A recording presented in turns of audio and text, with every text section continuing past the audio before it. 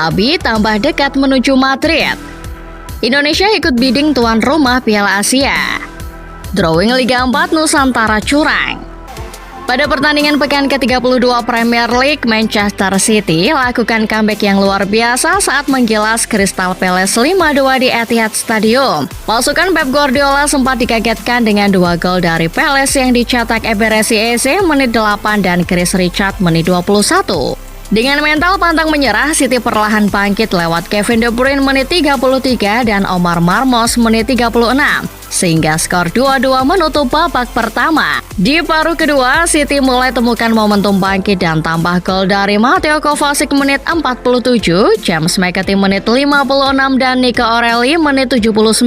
Hasil ini mengantarkan The Sky Blues menyodok 4 besar lagi dengan 55 poin.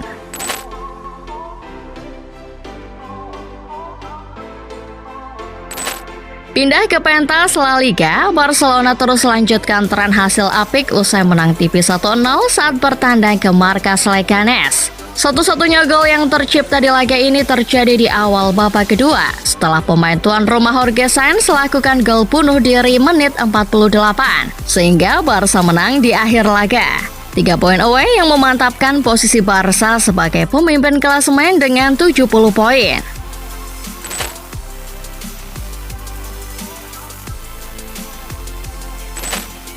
Dari Giornata ke-32 Serie A, pemuncak klasemen sementara Inter Milan makin menjauh dari kejaran Napoli usai taklukan Cagliari 3-1 di Giuseppe Meazza. Inter yang menguasai ritme permainan sumbang 2 gol di babak pertama lewat Marco Arnautovic menit 13 dan Lautaro Martinez menit 26. Cagliari sempat menyemai asa usai memperkecil angka dari gol Roberto Piccoli menit 48. Namun Inter masih terlampau tangguh dan menutup pertandingan dengan gol Jan Aurel Bisek menit 55. Sejauh ini La Beneamata masih kokoh di nomor 1 dengan 71 poin.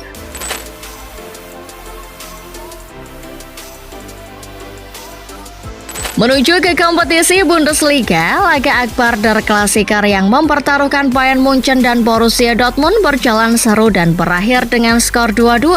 Kedua kesebelasan tak bisa pecahkan kebuntuan di babak pertama, sehingga skor 0-0 bertahan hingga jeda. Rentetan gol baru tiba dari Dortmund dulu yang memimpin oleh Maximilian Barer menit 48. FC Hollywood tak mau kalah dengan membalas 2 gol langsung dari Rafael Guerreiro menit 65 dan Sergei Gnabry menit 69. Waldemar Anton selamatkan Dortmund dari kekalahan dengan golnya di menit 75.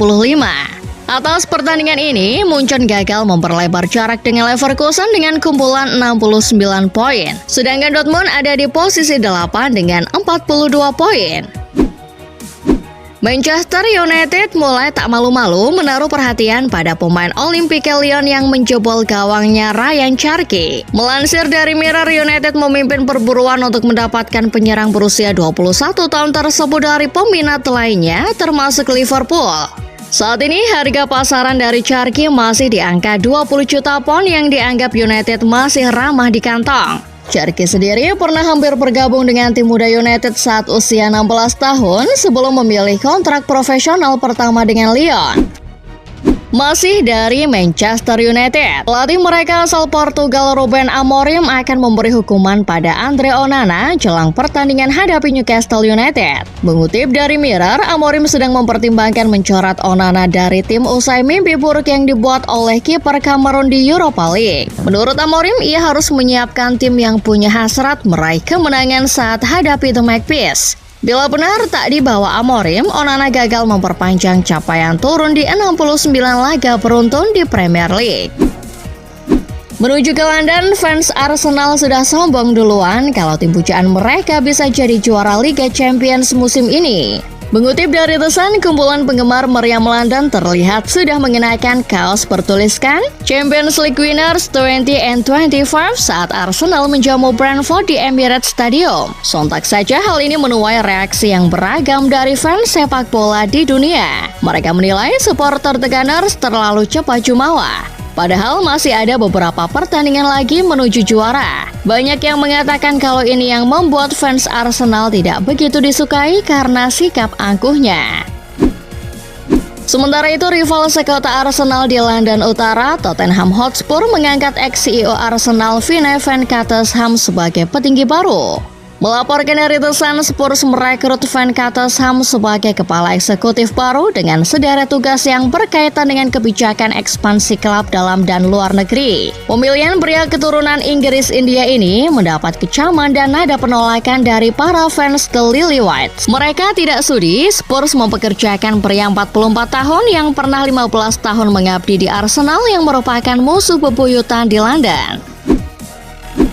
Fans Newcastle United ditengarai terbelah karena Mosi tidak percaya pada Pangeran Arab Saudi Mohammed bin Salman yang mempunyai saham mayoritas klub bersama Saudi Arabia's Public Investment Fund atau PIF. Melansir dari The Guardian, meski baru saja buka puasa gelar setelah 70 tahun, sebagian fans Newcastle geram dengan langkah putra mahkota kerajaan Saudi yang semakin anti kritik dengan memenjarakan lawan politiknya yang dianggap mengganggu. Walau tak ada hubungannya dengan sepak bola, fans kesal dengan perangai Pangeran MBS yang melanggar hak asasi manusia dan tak mencerminkan sikap sebagai pemilik klub yang baik. Pindah ke daratan Spanyol, nama Xabi Alonso semakin digaungkan sebagai pelatih baru Real Madrid musim depan gantikan Carlo Ancelotti. Mengutip dari Football Espanya, Xabi bisa segera pulang ke Madrid karena kontraknya yang kadaluarsa bersama Leverkusen. Dan di saat bersamaan Ancelotti semakin ditekan oleh penggemar usai hasil di Liga Champions. Jika Don Carlo jadi didepak, Xabi adalah nama terdepan yang available dipilih oleh Florentino Perez. Xabi hampir tak dapat gelar musim ini bersama Leverkusen usai makin tertinggal dari Munchen di Bundesliga. Barcelona berharap bahwa mereka bisa meraup keuntungan sebesar 80 juta euro dari hasil penjualan dua bek yakni Andreas Christensen dan Ronald Araujo. Menurut 90 Min, dana penjualan kedua pemain akan diinvestasikan Barca untuk membeli penyerang sayap kiri pilihan Hansi Flick. Berdasarkan harga pasaran keduanya, Araujo dipasang di harga 50 juta euro, sementara Christensen dibanderol sebesar 15 juta euro. Beranjak ke Italia, legenda Arsenal yang saat ini menangani Genoa, Patrick Vieira, memilih bungkam soal kabar yang menyebutnya akan berlabuh ke AS Roma menggantikan Claudio Ranieri. Melaporkan dari Gol, Vieira tetap diam terkait rumor ke Roma.